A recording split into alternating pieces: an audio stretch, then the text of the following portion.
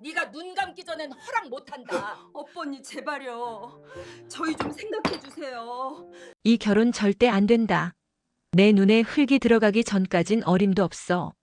목구멍이 찢어져라 터져나온 내 고함에 아들놈의 얼굴이 하얗게 질렸다. 금쪽같이, 아니 그보다 더 귀하게 키운 내 아들 진우였다. 세상 순하고 어미 말이라면 죽는 신용까지 하던 녀석이 지금 내 앞에서 처음으로 핏대를 세우고 있었다. 어머니, 제발 이러지 마세요. 갑자기 왜 이러시는 거예요? 서연 씨한테 왜? 진우의 등 뒤에 숨은 가녀린 아이 김서연. 내 예비 며느리가 될 뻔했던 아이는 금방이라도 부서질 것처럼 파들파들 떨고 있었다. 동그란 눈에 그렁그렁 맺힌 눈물을 보니 심장이 갈기갈기 찢기는 것 같았다. 모진 말을 뱉어낸 내 입이 더 아팠다. 저 아이에게 상처 주려는 게 아니었다. 저 아이를, 내 아들을, 그리고 나 자신을 지키기 위한 마지막 발악이었다. 하지만 이 기막힌 속을 저들이 어찌할까. 내가 다 생각이 있으니 너는 그냥 어미 말 들어. 저애 당장 내보내. 서연의 어깨가 칼에 베인 듯 움찔했다. 진우는 결국 참지 못하고 내 팔을 붙들었다. 어머니, 서연 씨한테 사과하세요. 평생을 외롭게 산 사람이에요. 이제 겨우 제가 행복하게 해주고 싶다는데 어머니가 어떻게 이러실 수 있어요?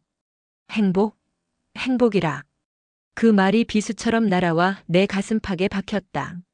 저 두 아이의 행복이 내 평생의 죄와 맞바꿔야 할 끔찍한 비극이라는 것을 진우는 꿈에도 모르고 있었다.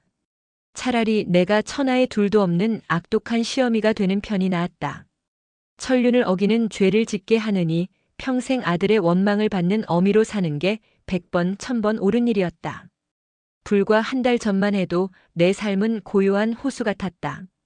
시장 한쪽 귀퉁이, 엄마 손맛이라는 작은 반찬 가게가 내 세상의 전부였다.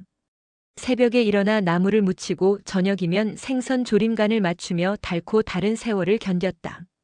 남편 일찍 여의고 오직 아들 하나만 보고 달려온 인생이었다. 교사로 반듯하게 자라준 아들 진우는 내 유일한 자랑이자 살아가는 이유였다. 그날도 기름 냄새와 손님들의 흥정 소리로 번잡한 가게를 마감하고 집으로 돌아왔을 때였다. 평소보다 일찍 퇴근한 진우가 저녁상 앞에서 쭈뼛거리며 입을 열었다. 어머니, 드릴 말씀 있어요. 뭔데 그리 뜸을 들여. 국 식는다, 어여 밥 먹어. 내 무뚝뚝한 말에도 녀석은 숟가락 들 생각을 않고 헛기침만 했다. 필시 큰일이구나. 돈 문제인가 아니면 학교에서 무슨 일이 생겼나. 온갖 걱정이 앞서는데 녀석의 입에서 나온 말은 내 예상을 완전히 빗나갔다. 저 결혼하고 싶은 사람이 생겼어요. 순간 귀를 의심했다. 34해를 사는 동안 여자 문제 한 번 쏙 썩인 적 없던 무던한 아들이었다. 장가갈 생각은 있냐고 타박을 줘도 허허 웃기만 하던 녀석이었다. 그런 아들 입에서 결혼이라는 말이 나오다니.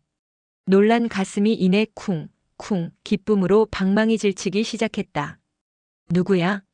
어떤 처자인데? 이름은 김서연이고 저보다 2살 어려요.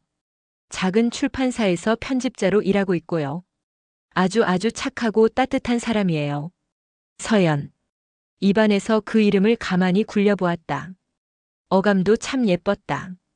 아들 녀석은 제 연인 이야기를 하는 내내 귀 밑까지 빨개져서는 소년처럼 웃었다.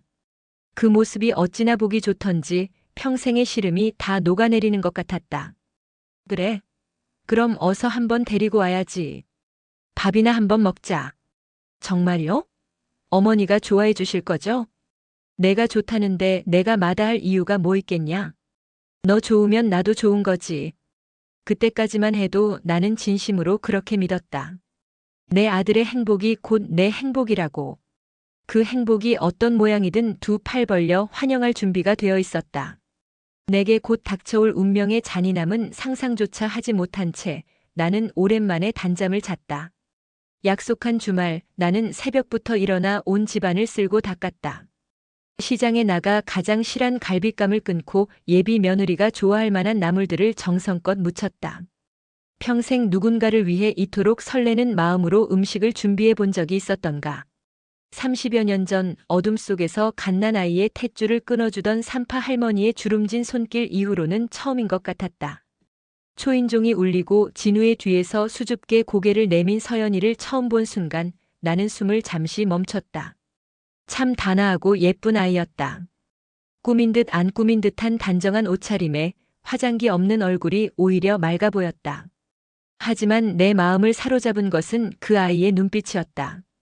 어딘지 모르게 슬픔이 어려있는 그러면서도 사람을 끄는 깊은 눈. 그 눈을 마주하는데 이상하게 가슴 한쪽이 아릿해져 왔다. 안녕하세요, 어머님. 김서연입니다. 목소리마저 고왔다. 나는 어색하게 웃으며 아이를 안으로 들였다. 어서 와요. 오느라 고생했네. 진우한테 얘기 많이 들었어. 서연이는 연신 허리를 숙이며 어쩔 줄 몰라 했다. 그 모습이 짠하면서도 귀여웠다.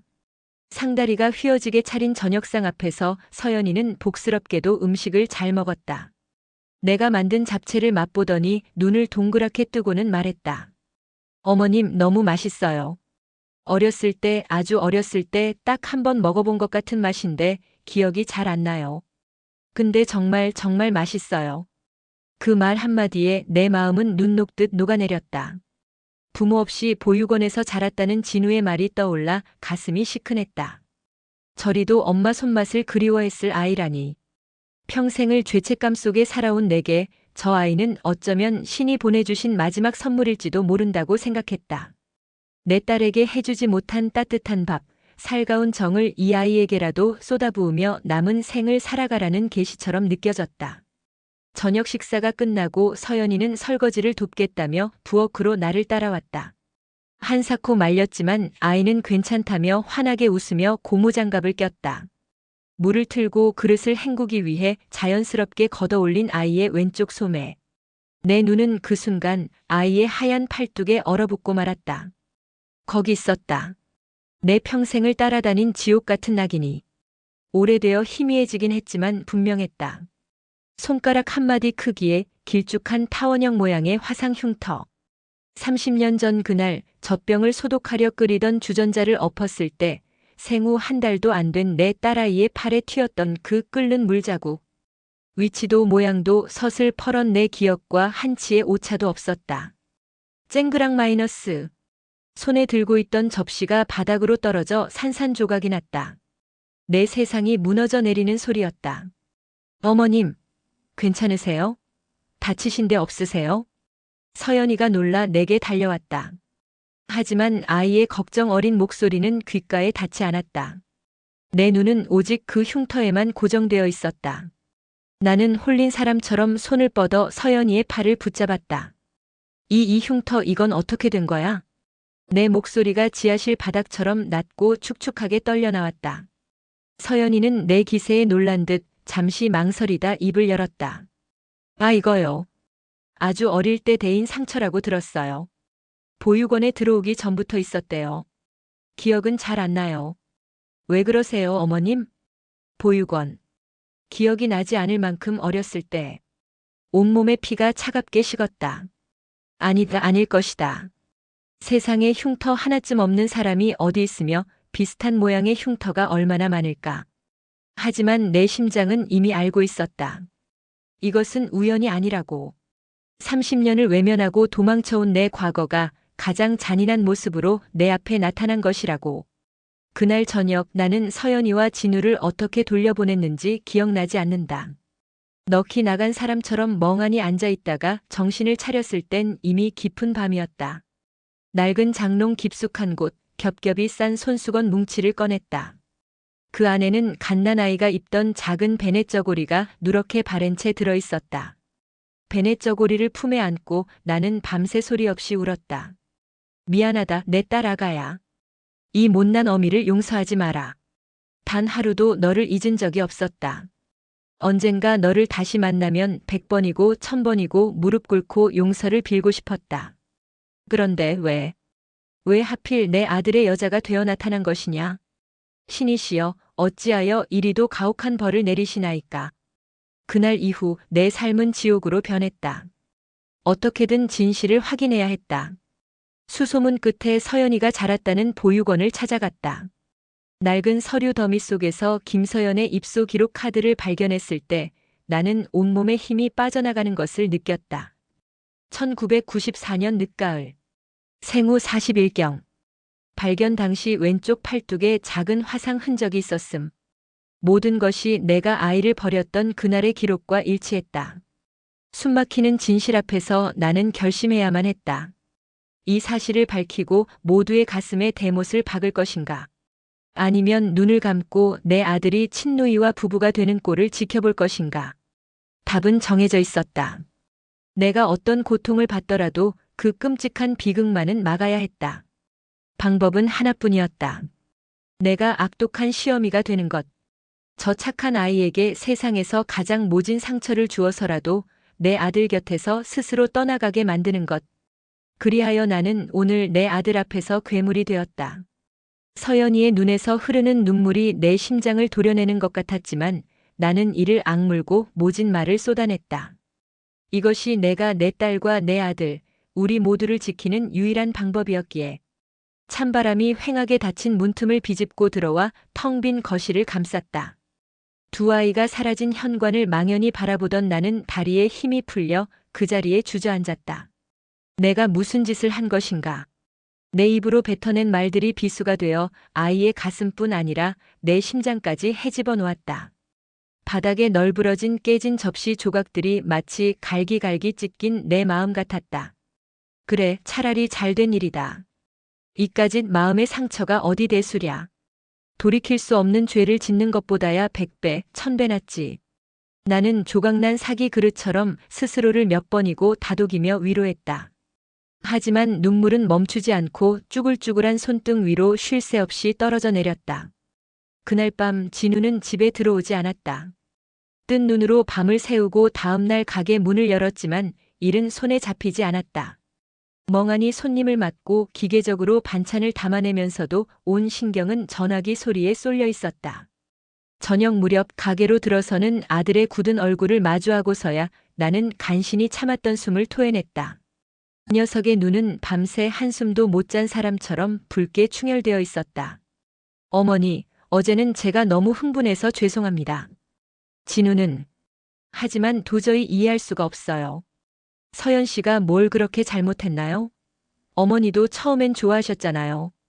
그날 저녁 이후로 사람이 완전히 변하셨어요. 이유라도 알려주세요. 제가 납득할 수 있게 설명이라도 해주세요. 이유. 그 잔인한 이유를 어찌 내 입에 담을 수 있을까? 나는 애써 아들의 시선을 피하며 양념이 밴 앞치마에 손을 닦았다. 이유는 무슨 이유? 그냥 싫다. 고아라 괄괄할 줄 알았더니 너무 기가 약해 보여서 싫고 밥 먹는 모습이 복 없어 보여서 싫고 그냥 다 싫다. 내 며느리감으로는 아니다. 내 입에서 나온 말은 내가 듣기에도 터무니없고 졸렬했다. 세상에 둘도 없는 생트집이었다. 진우의 얼굴에 실망과 분노가 뒤섞여 스쳐 지나갔다. 고작 그런 이유 때문에요? 어머니 실망입니다. 평생 고생만 하신 어머니께 이런 모습이 있을 줄은 몰랐어요. 서연 씨가 얼마나 착하고 속 깊은 사람인지 어머니도 아시잖아요. 내가 사람 보는 눈이 없더냐? 내 아비 만나 평생 속 한 번 안 썩고 산 나다. 딱 보면 알아. 저 아이 우리 집안 기운이랑 안 맞아. 그러니 이쯤에서 깨끗하게 정리해라. 세상에 여자가 저애 하나뿐이더냐? 어머니. 진우의 목소리가 벼락처럼 가게 안을 울렸다. 나는 더 이상 아들의 얼굴을 마주할 자신이 없어 고개를 돌려버렸다. 한참의 침묵 끝에 아들은 깊은 한숨과 함께 마지막 말을 남기고 돌아섰다. 제 사랑, 제 행복이에요. 어머니가 반대하셔도 저는 서연 씨 절대 포기 못합니다. 쿵 하고 닫히는 가게 문소리가 내 등 뒤에 서늘하게 박혔다. 평생을 내 울타리 안에서 순하게만 자라던 아들이었다. 그런 아들이 처음으로 내게 등을 보였다. 나는 그 뒷모습을 보며 내가 쌓아 올린 모래성이 힘없이 무너져 내리는 것을 느꼈다. 내 아들을 지키기 위한 나의 몸부림이 오히려 아들을 내게서 더 멀리 밀어내고 있었다. 며칠이 지났다. 진우는 집에 들어와도 나와 눈을 마주치지 않았고 우리는 한 집에 사는 남보다 못한 사이가 되었다.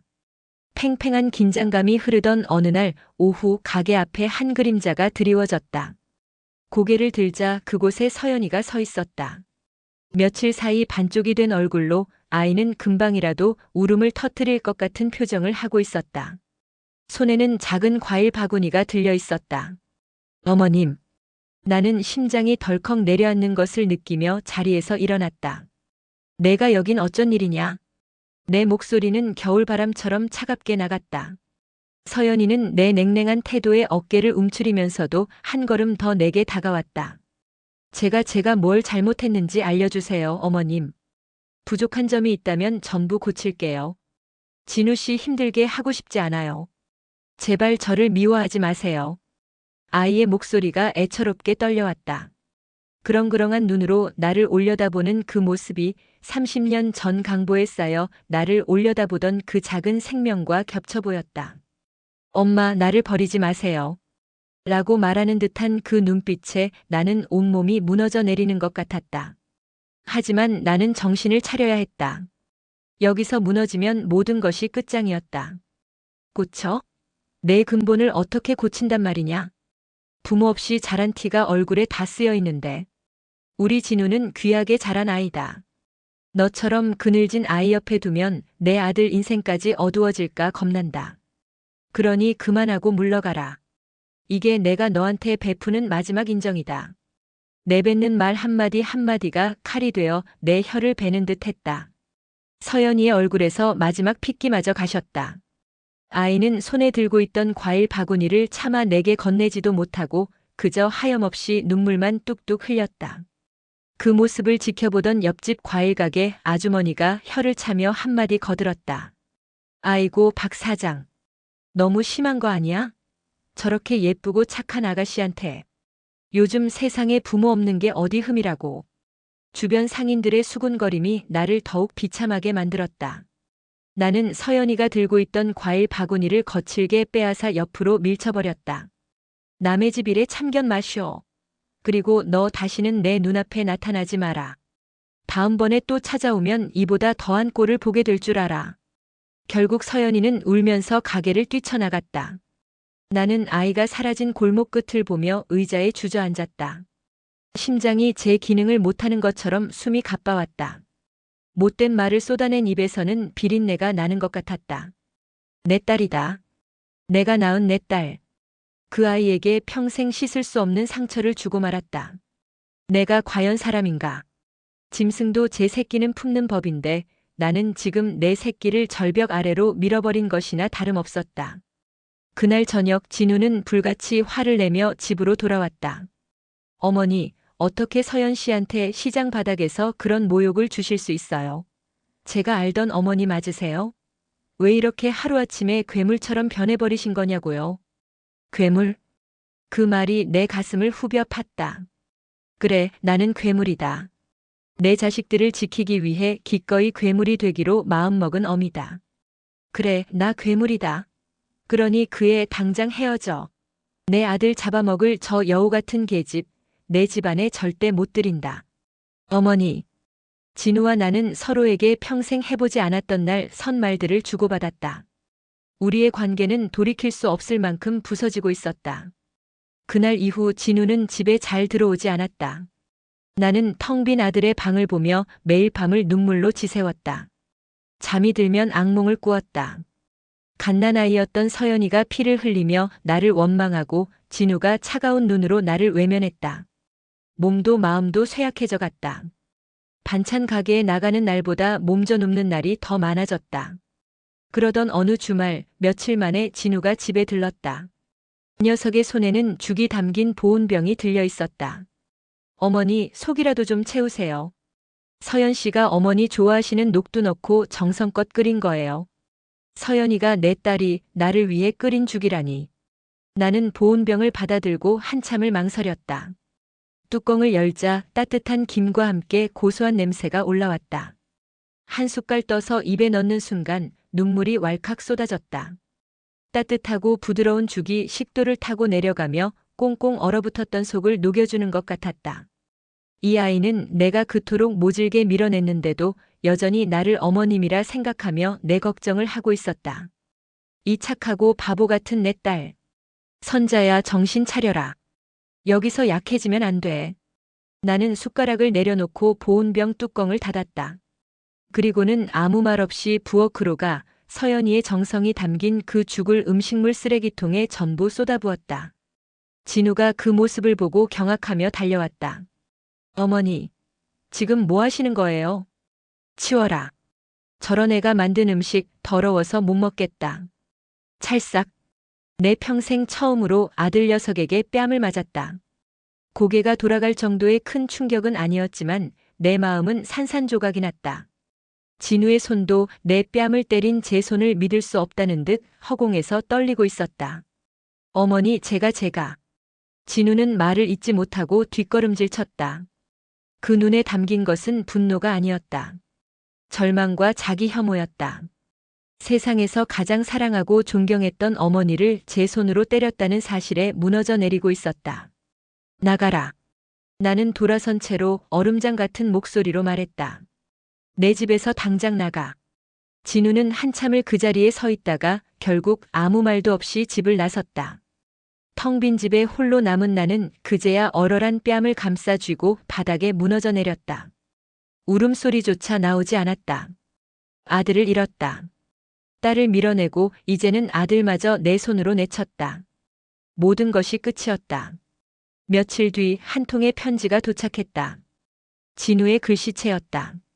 편지에는 결혼 날짜와 함께 상견례 날짜가 적혀 있었다. 서연에게는 부모님이 안 계시니 세 사람이 조촐하게 식사라도 하며 정식으로 허락을 구하고 싶다는 내용이었다. 그것은 아들이 내게 보내는 마지막 기회이자 최후 통첩이었다. 그 날짜를 보는 순간 나는 더 이상 물러설 곳이 없음을 깨달았다. 이 지옥 같은 연극을 끝내야 할 시간이 왔다. 내가 괴물이 되어 결혼을 막는 방법은 실패했다. 이제 남은 방법은 단 하나뿐이었다. 가장 잔인한 진실을 내 손으로 직접 꺼내 보이는 것. 나는 떨리는 손으로 전화기를 들었다. 서연이의 번호를 눌렀다. 신호음이 몇 번 울리고 아이의 조심스러운 목소리가 들려왔다. 여보세요. 나는 마른 입술을 겨우 떼어 말했다. 나다. 상견례 전에 우리 둘이 따로 좀 보자. 너에게 꼭 해야 할 이야기가 있다. 약속한 날 나는 잿빛 하늘처럼 무거운 마음으로 집을 나섰다. 옷장 깊숙이 넣어두었던 가장 점잖지만 초라한 외출복을 꺼내 입었다. 화장대 거울에 비친 내 얼굴은 생기라고는 찾아볼 수 없는 마른 나무 껍질 같았다. 수십 년 세월의 고랑이 팬 얼굴 위로 새로운 슬픔이 겹겹이 쌓여 있었다. 가방 안에는 30년 넘게 품어온 나의 비밀이자 증거인 빛바랜 베넷 저고리를 손수건에 곱게 싸서 넣었다. 그것을 만지는 손길이 사시나무처럼 떨렸다.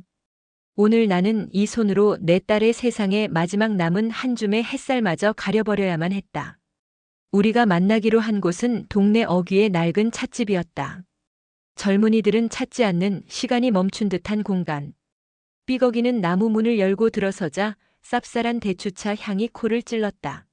나는 창가 구석 자리에 앉아 서연이가 오기를 기다렸다. 찻집의 희미한 백열등 불빛 아래 찻잔의 온기만이 유일한 위안이었다. 시간이 얼마나 흘렀을까. 문에 달린 작은 종이 딸랑 하는 소리와 함께 아이가 들어섰다. 며칠 못 본 사이 아이의 얼굴은 더욱 수척해져 있었다. 나를 발견한 서연이는 잠시 망설이는 듯 하더니 이내 내 앞으로 다가와 조심스럽게 의자에 앉았다. 어머님 부르셔서 나왔어요. 아이의 목소리는 물기 어린 솜처럼 축축하게 가라앉아 있었다.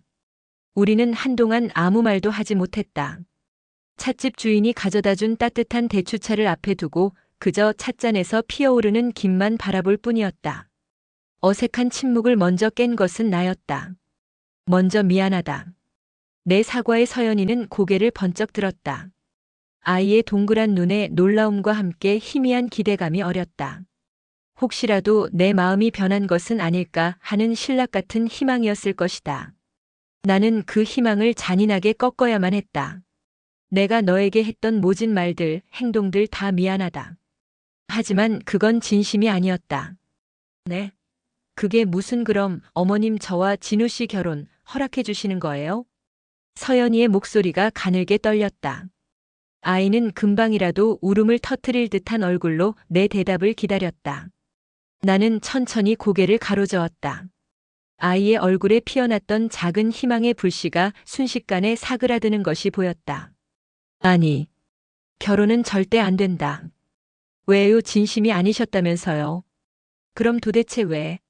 서연이의 눈에서 기어이 눈물 한 방울이 툭 하고 찻잔 받침이로 떨어졌다. 나는 더 이상 아이의 눈을 마주 볼 수가 없어 시선을 내렸다. 이제는 말해야만 했다.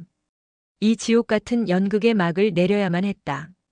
이야기를 하나 해주마. 아주 오래전 이야기다. 나는 떨리는 목소리로 마치 남의 이야기를 하듯 입을 열었다. 32해 전 세상 물정 모르는 20살짜리 계집이 있었어. 지독하게 가난한 집의 맏딸이었지. 읍내 공장에 다니며 동생들 학비를 대는 게 삶의 전부였던 아이였어. 서연이는 아무 말 없이 내 이야기에 귀를 기울였다. 나는 텅 빈 눈으로 찻집 창밖의 앙상한 나뭇가지를 바라보며 말을 이었다. 그러다 사랑을 했다. 같은 공장에 다니던 사내였어. 둘은 세상 무서운 줄 모르고 뜨거웠지. 하지만 남자의 집안은 읍내에서도 알아주는 유지였어. 찢어지게 가난한 공순이 따위는 며느리로 들릴 수 없다고 길길이 날뛰었지. 남자는 집안의 등살에 못 이겨 결국 다른 여자와 선을 보고 계집은 혼자 남겨졌어. 뱃속에 아이를 가진 채로. 내 목소리가 점점 더 잠겨 들어갔다. 서연이의 얼굴이 하얗게 굳어지는 것이 느껴졌다.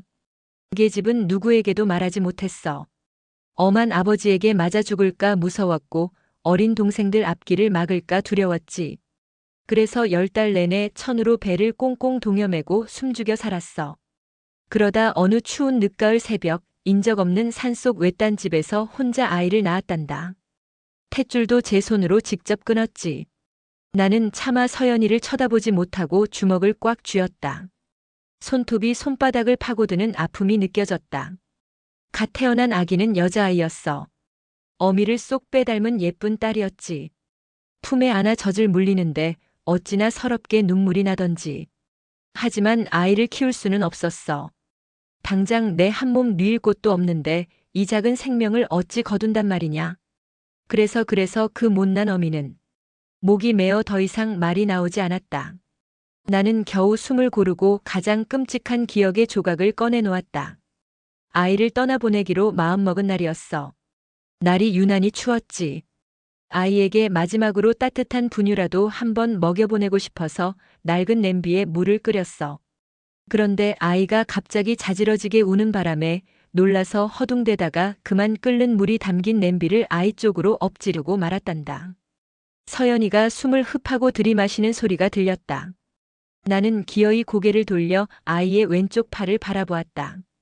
아주 작은 아기였는데 왼쪽 팔뚝에 뜨거운 물이 튀었어. 아이는 불덩이처럼 울어대고 나는 해줄 수 있는 게 아무것도 없었지. 그저 찬물에 적신 헝겊으로 상처를 감싸주는 게 전부였어. 그날 밤 나는 그 아이를 강보에 싸서 시내에 있는 큰 보육원 정문 앞에 내려놓고 도망쳤어. 아이의 울음소리가 등 뒤에서 나를 따라왔지만 단 한 번도 돌아보지 못했다. 그게 내 평생의 가장 큰 죄이자 지옥의 시작이었어. 내 이야기가 끝나자 찻집 안에는 무거운 침묵만이 남았다.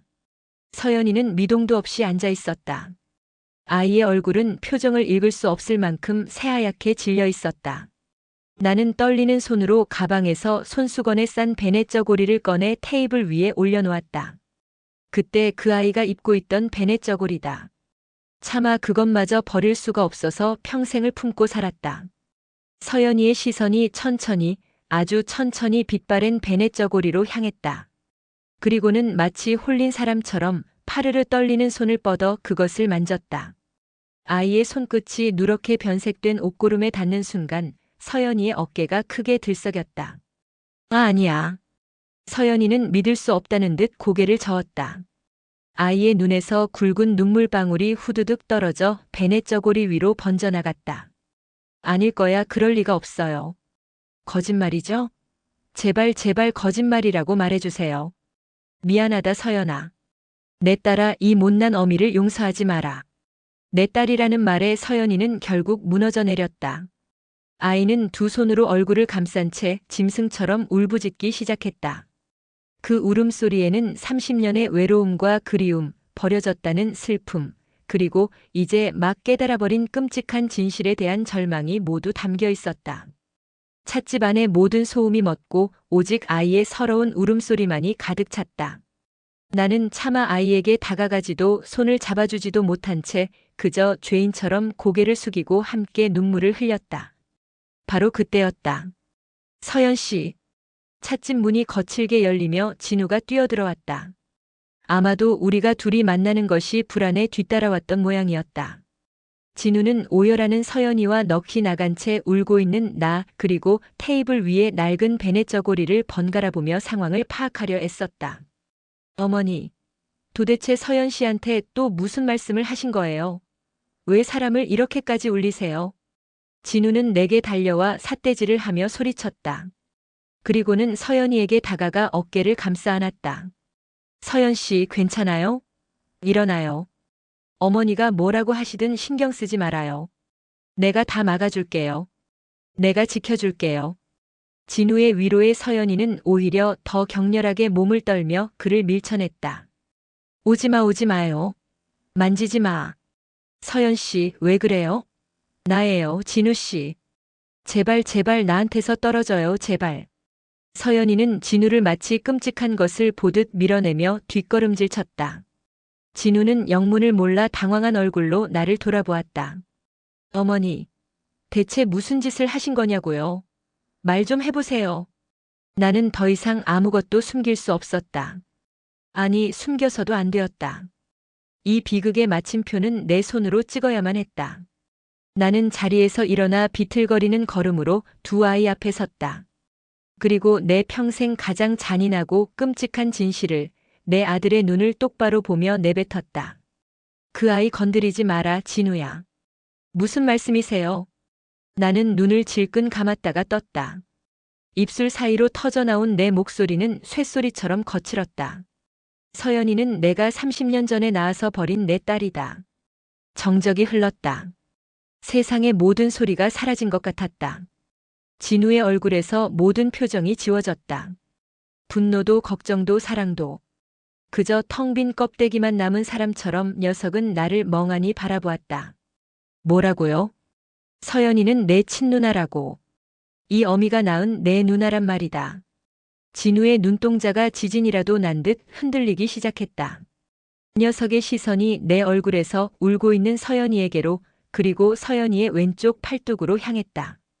그제야 모든 조각이 맞춰지는 듯 했다. 나의 갑작스러운 반대, 서연이를 향한 이해할 수 없었던 모진 말들, 내 눈에 서려있던 설명할 수 없던 고통의 이유. 그 모든 것이 하나의 끔찍한 그림으로 완성되었다. 아! 진우는 아무런 소리도 내지 못한 채 입만 뻐끔거렸다. 녀석의 다리가 풀리며 그 자리에 쿵 하고 무릎을 꿇었다. 세상이 무너진다는 것이 어떤 것인지 나는 내 두 자식의 얼굴에서 똑똑히 목격하고 있었다. 사랑하는 여인이 하루아침에 친누나가 되어버린 아들.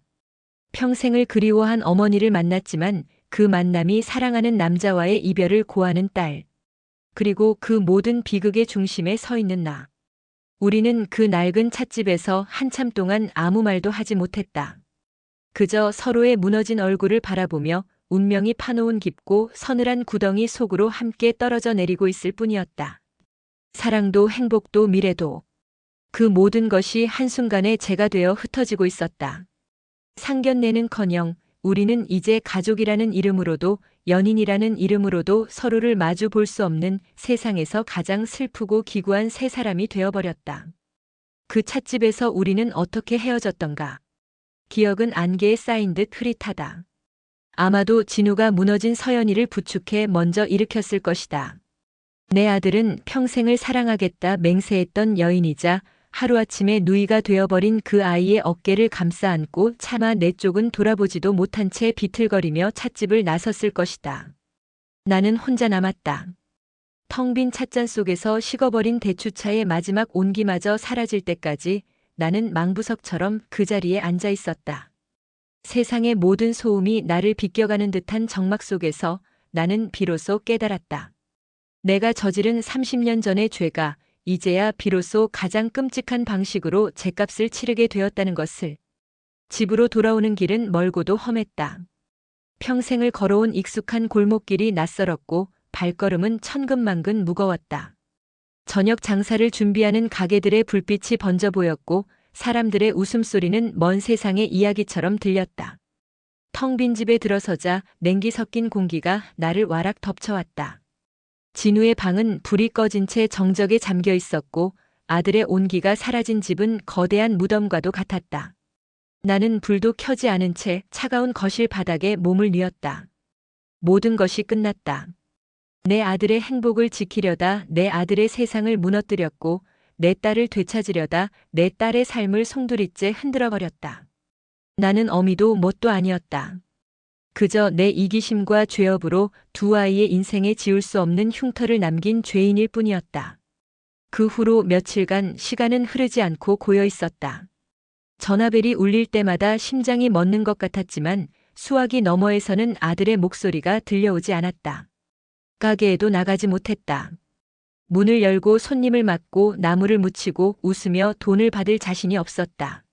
엄마 손맛이라는 간판이 나를 비웃는 것 같았다. 엄마의 자격도 없는 내가 어찌 엄마의 이름을 팔아 밥을 벌 수 있단 말인가. 나는 며칠을 물 한 모금 제대로 넘기지 못한 채 죽은 사람처럼 방 안에 틀어박혀 있었다. 잠이 들면 아이들의 무너진 얼굴이 나타났고 눈을 뜨면 숨막히는 현실이 나를 덮쳤다. 이대로 모든 게 끝나버렸으면 좋겠다는 생각마저 들었다. 일주일쯤 지났을까? 밤늦은 시간 현관문 비밀번호 누르는 소리가 들렸다.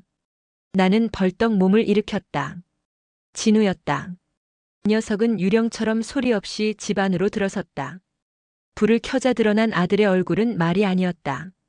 며칠 사이 10년은 늙어버린 듯 뺨은 수염으로 거뭇했고 눈은 퀭하게 들어가 있었다.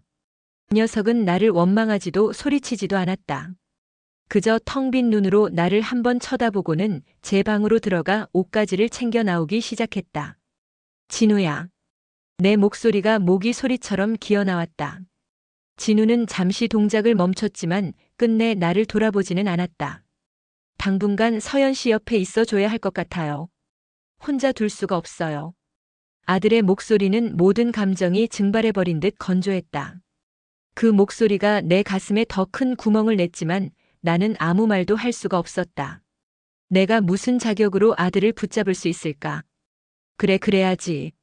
내가 잘 보살펴줘라. 그 아이 지금은 내가 옆에 있어줘야지. 나는 차마 내 누나라는 말을 입에 담지 못했다. 진우는 작은 가방 하나를 챙겨 들고 다시 현관으로 향했다. 문을 열고 나가기 직전 아들은 마지막 말처럼 한마디를 던졌다. 어머니. 밥 거르지 마세요. 그것이 아들이 내게 남긴 전부였다. 원망도 분노도 아닌 굶지 말라는 걱정. 평생을 어미만 보고 살아온 착한 내 아들의 그 마지막 효심이 내 죄를 더욱 무겁게 짓눌렀다. 쾅 하고 닫히는 문소리와 함께 우리 모자의 세상도 완전히 닫혀버린 것 같았다. 그날 이후 나는 다시 가게에 나갔다. 밥을 거르지 말라는 아들의 말을 지키기 위해서였다. 밥을 벌어야 밥을 먹을 수 있었고 밥을 먹어야 이 지옥 같은 시간을 견뎌낼 수 있었다. 나는 기계처럼 몸을 움직였다. 새벽에 일어나 재료를 다듬고 하루 종일 반찬을 만들고 저녁이면 가게를 정리했다. 시장 사람들은 돌아온 나를 보며 수군댔지만 나는 아무것도 들리지 않는 사람처럼 묵묵히 내 일만 했다. 그렇게라도 하지 않으면 금방이라도 미쳐버릴 것 같았다. 시간은 더디게 흘러 앙상하던 나뭇가지에 시린 눈발이 내려앉기 시작했다. 계절이 바뀌는 동안에도 아이들에게서는 아무런 연락이 없었다. 나는 감히 먼저 연락할 용기도 내지 못했다. 그저 매일 밤 잠들기 전 두 아이가 무너지지 않고 버텨주기만을 기도하는 것이 내가 할 수 있는 전부였다. 그러던 어느 추운 겨울날 오후였다. 가게 문을 닫으려는데 문 앞에 진우가 서 있었다. 한 달여 만에 보는 아들의 모습은 여전히 위태로워 보였지만 처음 집을 나갔을 때처럼 모든 것을 놓아버린 얼굴은 아니었다. 어머니, 왔냐? 우리는 한참을 말없이 서로를 바라보았다. 아들은 내 가게 안으로 들어와 작은 의자에 앉았다. 서연 씨 많이 안 좋아요. 밥도 거의 못 먹고 잠도 제대로 못 자요. 계속 울기만 해요. 나는 들고 있던 행주를 꽉 움켜쥐었다. 심장이 얼음물에 담긴 것처럼 차갑게 죄어왔다. 병원에는 가봤고 정신과 상담 받고 있어요. 그런데 약을 먹어도 소용이 없는 것 같아요. 자꾸 자기가 태어나지 말았어야 했다고 그런 소리만 해요. 아들의 말 한마디 한마디가 칼날이 되어 내 심장을 저몄다. 내가 무슨 짓을 한 것인가. 평생을 외롭게 살아온 내 딸에게 이제 겨우 찾은 엄마라는 존재가 삶의 의미가 아닌 존재 자체를 부정하게 만드는 고통이 되어버렸다. 이대로는 안 되었다. 내가 죄인이라고 해서 숨어만 있어서는 안 되었다. 나는 평생을 도망치며 살았다. 하지만 더 이상은 도망칠 수 없었다. 이 비극을 시작한 것은 나였으니 이 고통을 보듬어야 하는 것도 나의 몫이었다. 나는 그날 밤 뜬 눈으로 밤을 새워 음식을 만들었다. 서연이가 맛있다고 했던 잡채를 무치고 따뜻한 소고기 묵국을 끓이고 입맛을 돋울 새콤한 나물들을 만들었다. 이것은 시어머니가 예비 며느리에게 주는 음식이 아니었다. 30년 만에 어미가 제 딸에게 차려주는 첫 밥상이었다. 다음 날 나는 반찬통을 가득 담은 보따리를 들고 진우가 알려준 서연이의 원룸으로 향했다. 문 앞에 서서 나는 한참을 망설였다. 이 문을 여는 순간 나는 또다시 내 딸에게 상처를 주게 될지도 몰랐다. 하지만 돌아설 수는 없었다. 초인종을 누르자 한참 만에 문이 열렸다. 문을 연 것은 진우였다. 아들은 나를 보고 잠시 놀란 듯 했지만 이내 말없이 길을 비켜주었다. 집안은 어두웠다. 커튼이 모두 쳐져 있었고 방 안 공기는 무겁게 가라앉아 있었다. 서연이는 침대 위에 인형처럼 웅크리고 누워 있었다. 인기척에 천천히 고개를 돌린 아이는 나를 보자마자 온몸이 경직되는 듯 했다. 아이의 눈에는 두려움과 원망, 그리고 깊이를 알 수 없는 슬픔이 뒤엉켜 있었다. 나는 차마 아이에게 다가가지 못하고 식탁 위에 가져온 반찬통들을 하나씩 내려놓았다. 밥은 먹어야지. 목이 메어 겨우 한마디를 뱉었다. 내 말에 서연이의 어깨가 가늘게 떨렸다. 아이는 아무 말도 하지 않았다. 그저 나를 낯선 사람처럼 혹은 자신을 해치러 온 사람처럼 바라볼 뿐이었다. 진우가 조용히 다가와 서연이를 부축해 일으켰다. 서연아, 일어나. 어머니가 너 먹으라고 끓여오신 거야. 국이라도 한술 떠. 서연이는 마지못해 침대에서 내려와 식탁 의자에 앉았다. 나는 떨리는 손으로 국그릇에 따뜻한 묵국을 담아 아이 앞에 놓아주었다. 서연이는 한참을 숟가락만 만지작거리며 국그릇을 내려다보았다. 그 작은 등 뒤로 아이가 짊어진 삶의 무게가 고스란히 느껴져 가슴이 미어졌다. 얼마나 흘렀을까? 서연이가 천천히 숟가락을 들어 국물을 한술 떴다. 그리고는 아무 말 없이 눈물만 뚝뚝 흘리며 밥을 먹기 시작했다. 소리내어 울지도 않았다. 그저 뜨거운 국밥 위로 차가운 눈물을 더하며 꾸역꾸역 음식을 삼켰다. 그 모습이 너무도 서러워 나 역시 차마 고개를 들지 못하고 부엌 구석에 서서 소리 죽여 눈물을 훔쳤다. 그날 이후 그것은 우리의 새로운 일상이 되었다. 나는 이틀에 한 번씩 서연이가 먹을 만한 반찬들을 만들어 아이의 집으로 날랐다. 문을 열어주는 것은 늘 진우였고 서연이는 여전히 말이 없었다. 나는 그저 묵묵히 냉장고를 채워놓고 집안을 치우고 말없이 돌아오곤 했다. 우리는 서로에게 아무것도 묻지 않았다. 괜찮으냐는 안부도 미안하다는 사과도 용서한다는 말도 없었다. 그저 어미는 밥을 해다 나르고 딸은 그 밥을 먹으며 하루를 버텨냈다. 그 침묵의 시간 속에서 우리는 아주 조금씩 서로의 존재에 익숙해져 가고 있었다. 겨울이 깊어지고 세상이 온통 하얗게 변한 어느 날이었다. 여느 때처럼 반찬을 들고 서연이의 집에 들렀는데 아이가 처음으로 내게 말을 걸었다. 저를 낳아주신 분 그 사람은 어떤 사람이었어요? 서연이는 나를 어머니라 부르지 않았다. 마치 제3자의 이야기를 묻는 것처럼 저를 낳아주신 분이라고 했다. 나는 잠시 숨을 골랐다. 아이가 드디어 과거를 마주할 준비를 하고 있었다. 좋은 사람이었다.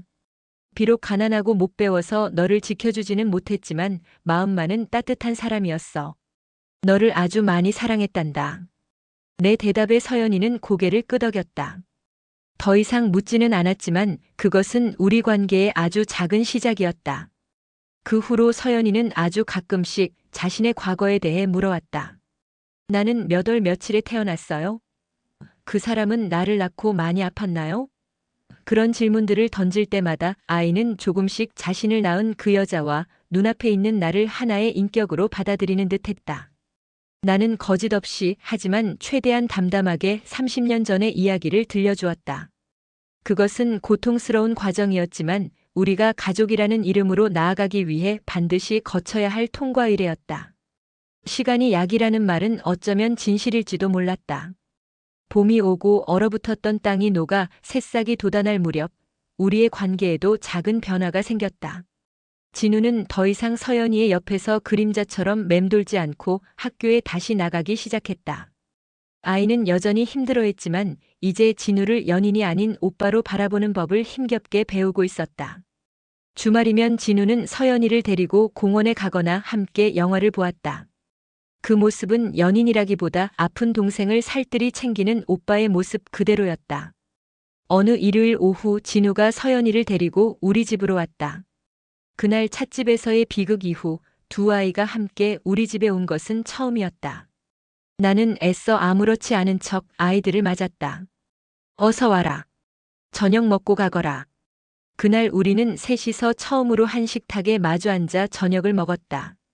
여전히 대화는 많지 않았지만 전처럼 숨막히는 침묵은 아니었다.